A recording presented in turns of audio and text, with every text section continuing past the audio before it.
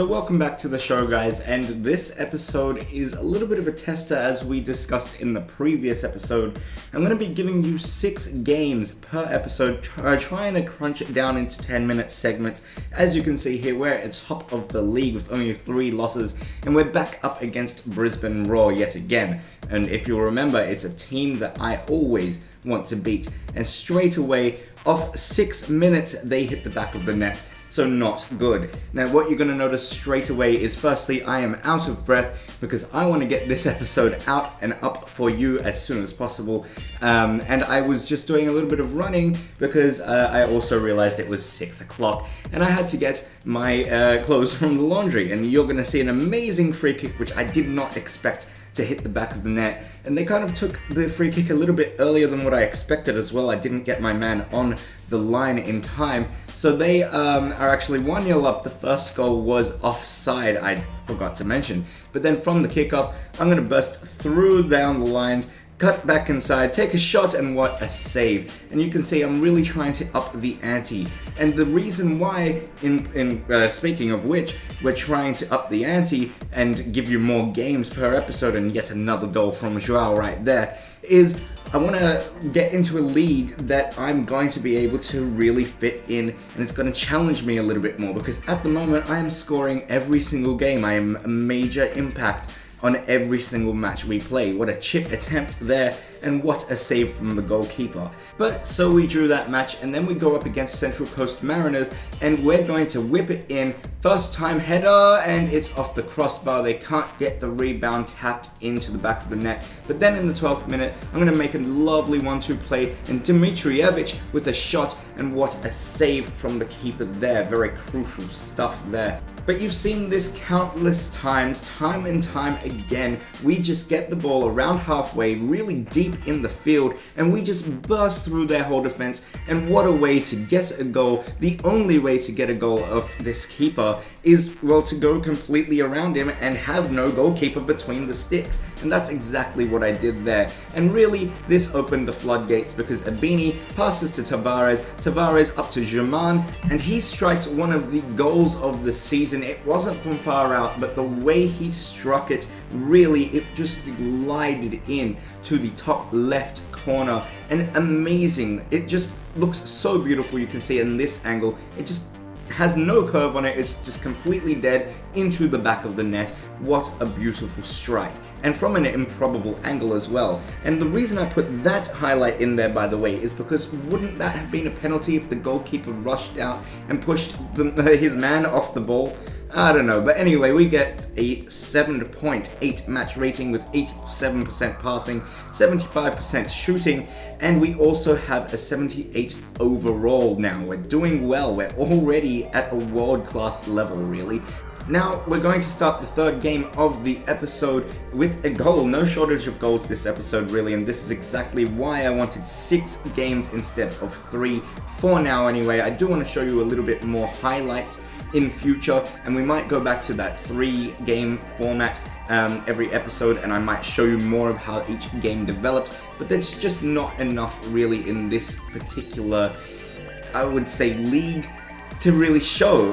But hey, we are doing well with 6 games per episode. But what I'm loving most about this post commentary is really the fact that we're only at the halfway point of this video, and I've got so much more to show you. Just like this attack here, and Yanko slots it into the back of the net. An assist for me, which is very rare, because really I'm finding it very difficult. I've always found it difficult in my players to play with the actual team. It's always been so incredibly difficult to play with the team, because I don't understand the way they play, and it's not just I'm not understanding the way they play, but they do really weird. I'm sure if you've ever played my player, you will know they do really weird things. Like, they'll have a complete opening, they'll have a massive break, just like this, as you're going to see here, but instead of getting in a prime position and shooting like he did there, and he was just unlucky not to get the goal. And look at this audacious shot attempt outside of the boot, and I'm trying to get that, world-class level. We're at that professional level, I would say, in difficulty. I want to get to world-class so we can get up to that legendary status. And how did that not go into the back of the net off the goalkeeper? Really, really lucky stuff there. But anyway, as I was saying, like, they'll have the best opportunity in the world to get a goal, and instead of taking the shot, they'll either turn around completely, try and make a pass somewhere else, or they'll just take a shot when they could have had a couple of extra yards closer on the attempt. And this penalty is going into the back of the net. We get that first goal against Wellington. But do you know what I mean? Like, it's just so frustrating when they take the shot too early or they just don't pass it. They do such stupid things, and it needs to be fixed. EA really needs to do something about it. As you can see, 23 goals in the A-League in my debut season should not be happening. I mean, it's not just because I'm good at the game and I also have it set down to world class, but, you know, it's just... it doesn't make sense. I should not be getting 23 goals in a season on my first debut season, you know? If anything, if I'm gonna have such a successful season, it should be spread out with the team helping me. That's why I play in World Class, because I don't like playing in Legendary, because I get absolutely messed up by the NPCs.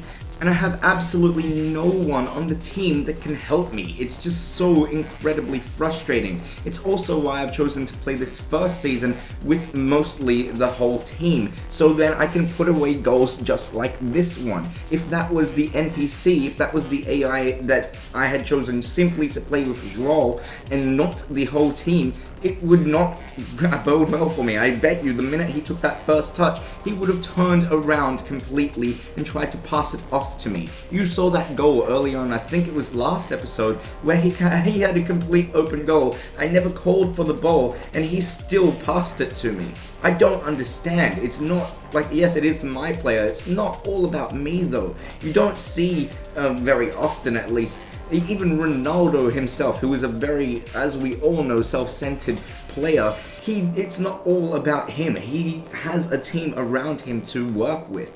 And it's football, for Christ's sake. Like, football is the team game, the world sport. It needs to be more about the team than anything else. And we get another penalty there. Thank God for that. Jesus, I'm going on a little bit of a rant because I'm just getting so amped up about it. But it really...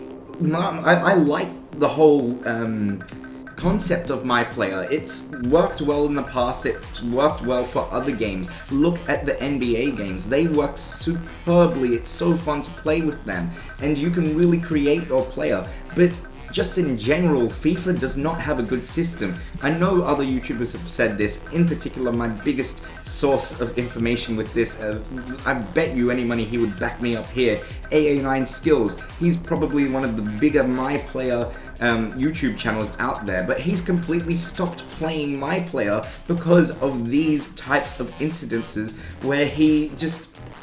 it's not fun because it's not a team game and there's no sense of growth about it. The achievement system sucks.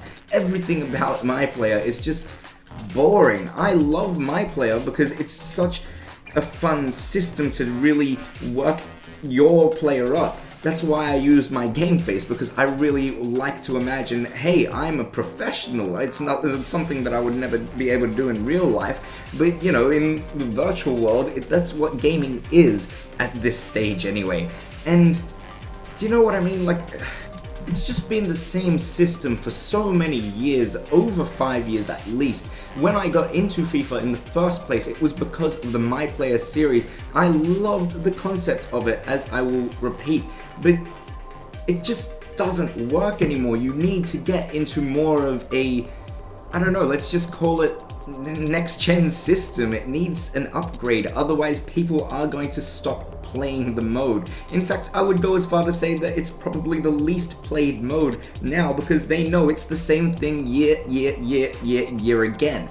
Everyone ever plays, especially YouTubers, Ultimate Team. And for me personally, I actually really don't like Ultimate Team all that much. I play it because it's the only thing that's relatively new and keeps getting updated. So, like, there needs to be more incentive for the offline play. Personally, for me, I don't really play FIFA online too much because I just don't really like to do it that much, honestly. There's nothing else to say about that. I just don't enjoy it as much as offline. And I'm going to eventually get bored of it, I can guarantee you that. And with that said, I know I'm not the only one here. I can't be, really. I mean, it's a fact that people like offline play. And look at that as an example there. Why the hell did he freaking do that? I mean, it still worked out for us and I managed to get this goal. But really, like, he had the perfect opportunity to hold up play there if he wanted to. And he decides to switch the play completely. I don't know, I'm just... what do you guys think? Leave a comment down below. We end the episode on a relatively high positive note. 2-1 Melbourne. We absolutely dominated this episode, and I will catch you guys in the next one. Thank you very much for watching. My player needs to be fixed. It does. You approach Andre with the intent of driving away the invisible power, which has chained him down. Oh yeah, invisible power, huh? Invisible fucking power. Just stand next to it. It's like, I know you're fucking faking this. No such thing as invisible fucking power, you idiot. Forget about me, DZ.